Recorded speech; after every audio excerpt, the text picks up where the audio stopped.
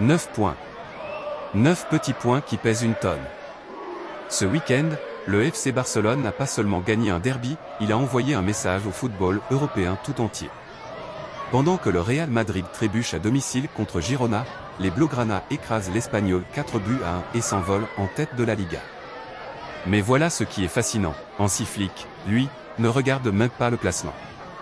Son regard est déjà tourné vers Madrid, mais pas pour la Liga. Pour la Ligue des Champions. Et pour une remontada que tout le monde attend. Commençons par les faits. Samedi, au Camp Nou ou peu importe où ce match s'est joué, Barcelone a livré une performance qui va bien au-delà des 3 points. 4-1 contre l'Espagnol. Dans un derby. Ce n'est jamais anodin. Parce qu'un derby, ça ne se joue pas sur la technique. Ça se joue sur les nerfs, sur l'orgueil, sur la pression des tribunes. L'Espagnol n'est pas venu pour faire de la figuration. Ce club a une histoire, une identité, une fierté. Et pourtant, Barcelone les a dominés de bout en bout, avec une facilité qui donne le frisson. Ce qui frappe, c'est la manière. Grâce à une prestation collective aboutie et à l'éclat d'une nouvelle génération talentueuse menée par l'intenable Lamine Yamal, le club catalan a confirmé sa mainmise sur le championnat espagnol. Et ce mot « intenable » résume tout. Lamine Yamal à 17 ans fait des choses sur un terrain que des joueurs expérimentés n'osent même pas imaginer. Il dribble, il accélère, il déséquilibre. Il est le symbole parfait de ce Barça nouveau, jeune, affamé. Au-delà du talent individuel, c'est le collectif qui impressionne. Cette équipe joue ensemble. Elle presse ensemble, elle attaque ensemble, elle défend ensemble. Flick a construit quelque chose de cohérent, de solide, de beau à regarder. Et ça se voit dans les résultats. Plus qu'une simple victoire dans un derby toujours chargé d'émotions, ce succès symbolise l'autorité retrouvée du Barça dans la course au titre, alors que la saison entre dans son sprint final. Sprint final. C'est exactement ça.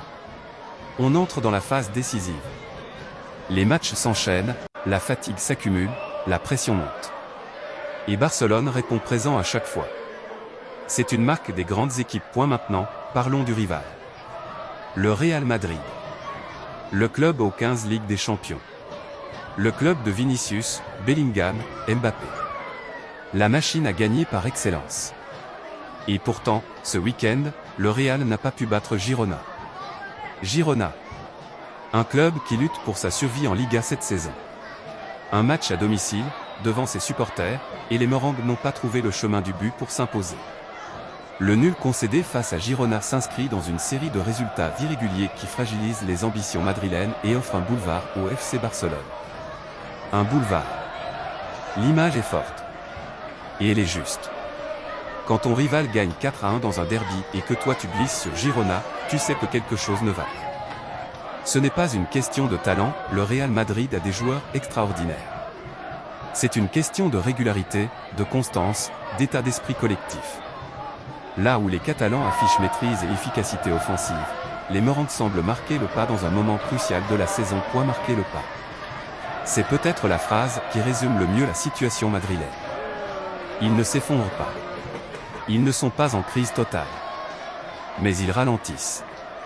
Et en football de haut niveau, ralentir au mauvais moment, ça coûte un titre. Et il faut être honnête, le Real Madrid a vécu une saison compliquée sur plusieurs plans.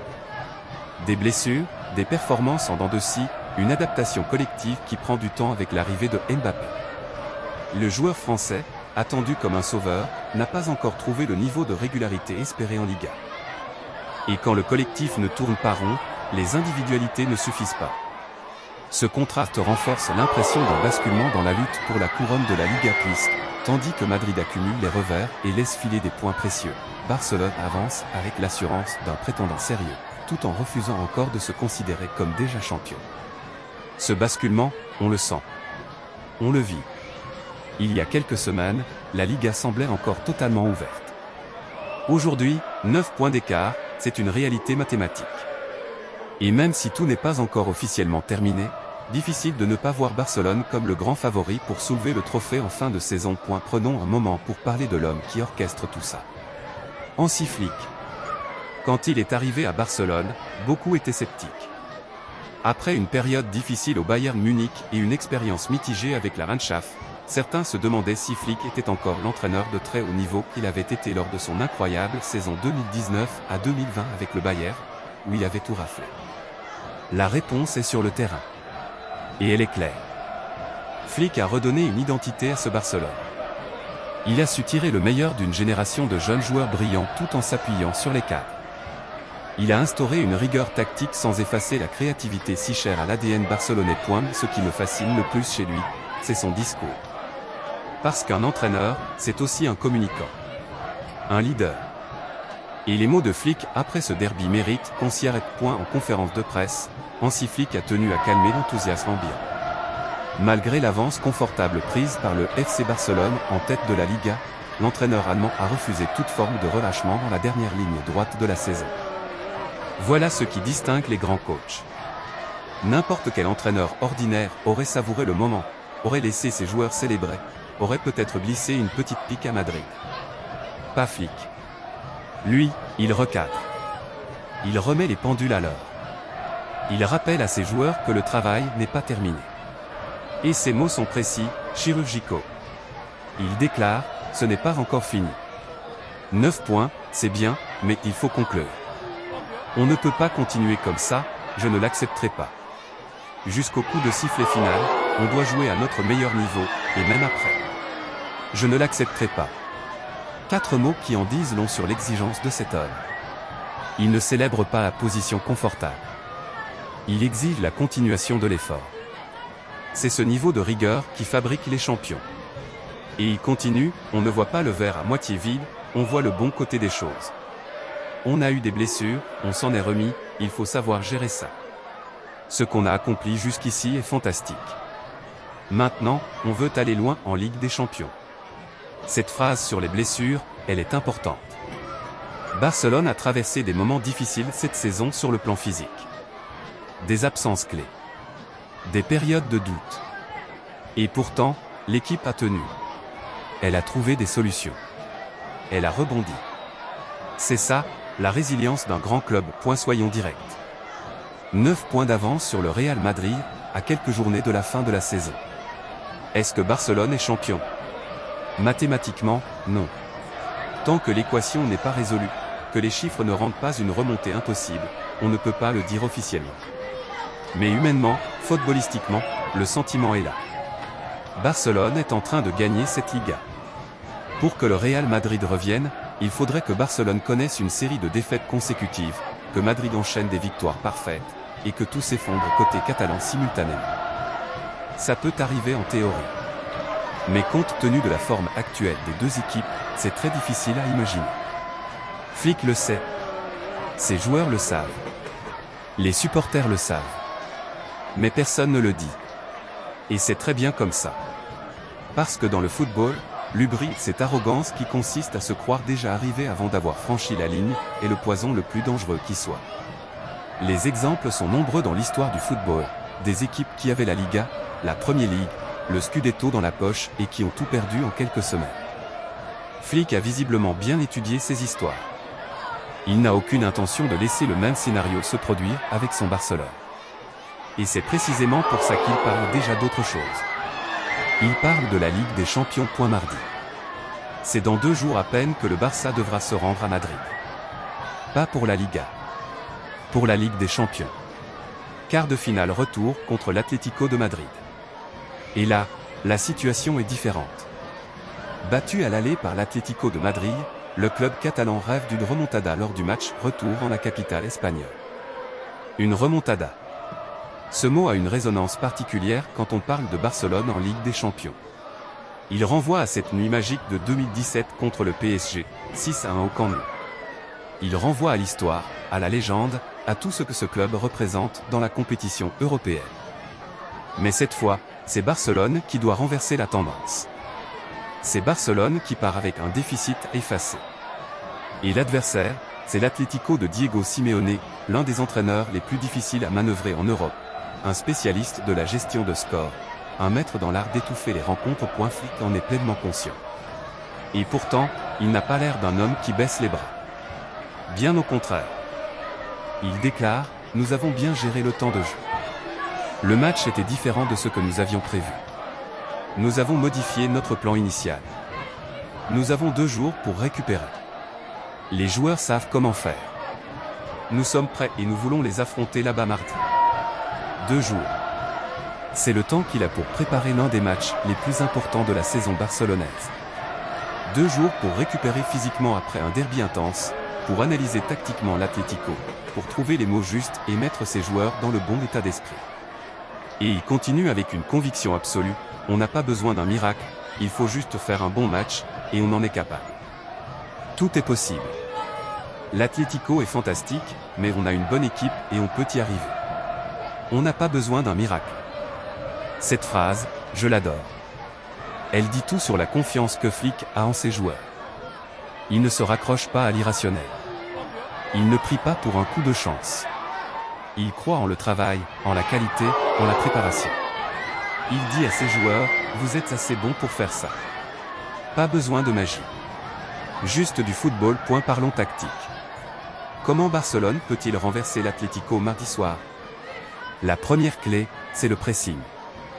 L'Atlético, sous Simeone, aime s'organiser défensivement et repartir en contre. Si Barcelone leur laisse de l'espace et du temps, ils seront dangereux. En revanche, si les Blaugrana pressent haut, récupèrent vite et enchaînent rapidement, ils peuvent déstabiliser la structure atlética. La deuxième clé, c'est Lamine Yamal. Ce garçon est capable de changer un match à lui seul. Contre une défense comme celle de l'Atlético, il faut de l'imprévisibilité. Et Yamal en a à revendre. Il faudra le mettre en confiance tôt dans le match. La troisième clé, c'est la gestion émotionnelle. Un match retour en Ligue des Champions, dans un stade hostile, avec un déficit à effacer, c'est une montagne psychologique. Les équipes qui réussissent ces remontadas ne sont pas forcément les plus talentueuses. Ce sont celles qui restent calmes sous la pression, qui ne paniquent pas après un but encaissé, qui croient jusqu'au bout. Et Flick l'a évoqué indirectement, nous n'avons pas l'équipe la plus grande, mais il s'agit aussi de savoir trouver les espaces. Savoir trouver les espaces. C'est du football intelligent. Contre une équipe aussi bien organisée défensivement que l'Atlético, il ne faut pas foncer tête baissée. Il faut être patient, circuler le ballon, attendre la faille, et la punir. Posons-nous la question qui fait rêver tous les supporters barcelonais. Et si ce Barça remportait à la fois la Liga et la Ligue des Champions cette saison? Ce serait immense. Historique, même, dans le contexte de la reconstruction du club après les années de crise financière et sportive. Ça démontrerait que Barcelone est de retour parmi les toutes meilleures équipes d'Europe, pas seulement en Espagne. Flick a lui-même évoqué cette double ambition, on pense avoir le potentiel pour gagner la Liga et le mental pour gagner aussi. Le talent seul ne suffit pas. Le talent seul ne suffit pas. Voilà une leçon qui dépasse le football. On peut avoir les meilleurs joueurs du monde, si le groupe n'est pas soudé, si l'état d'esprit n'est pas au rendez-vous, si la gestion des grands rendez-vous n'est pas maîtrisée. Les trophées passent à côté. Flick a visiblement construit quelque chose de plus profond qu'une simple équipe compétitive. Il a créé une mentalité. Une culture de la gagne. Une conviction collective que chaque match peut être gagné, que chaque obstacle peut être surmonté. Et c'est peut-être ça, la vraie raison pour laquelle ce Barcelone fait si peur en ce moment. On arrive à la fin de ce script. Et je veux qu'on prenne un moment pour réaliser quelque chose. On assiste peut-être à l'une des saisons les plus importantes de l'histoire récente du FC Barcelone. Un club qui il y a 2 ans encore souffrait financièrement, qui peinait à inscrire ses joueurs, qui semblait condamné à regarder les autres gagner les grands trophées. Et aujourd'hui, 9 points d'avance en Liga. En quart de finale de la Ligue des Champions. Avec une génération de joueurs comme on n'en voit que rarement, Lamine Yamal en tête, entouré de talents qui n'ont pas fini de faire parler d'eux. Hansi Flick a réussi quelque chose de remarquable. Il a remis ce club sur les rails sans trahir son identité. Sans sacrifier le beau jeu. Sans brader la jeunesse au profit de l'immédiateté. Maintenant, il reste les matchs les plus importants. La Liga n'est pas encore gagnée, Flick l'a dit clairement. Et la Ligue des Champions, ce rêve européen, reste à portée de main les exige encore le meilleur du Barça. Mardi à Madrid, contre l'Atlético, une nouvelle page de l'histoire s'écrira. Sera-ce celle d'une remontada légendaire? Sera-ce celle d'une élimination douloureuse? Personne ne le sait encore. Mais ce qu'on sait, c'est que ce Barcelone y croit. Flick y croit. Et le football, quand une équipe y croit vraiment, a tendance à réserver les plus belles surprises. Alors on attend mardi. Et on rêve grand. Si cette vidéo vous a plu, likez, abonnez-vous, et dites-moi en commentaire, vous pensez quoi du Barça cette saison? Double possible? Je veux lire vos avis.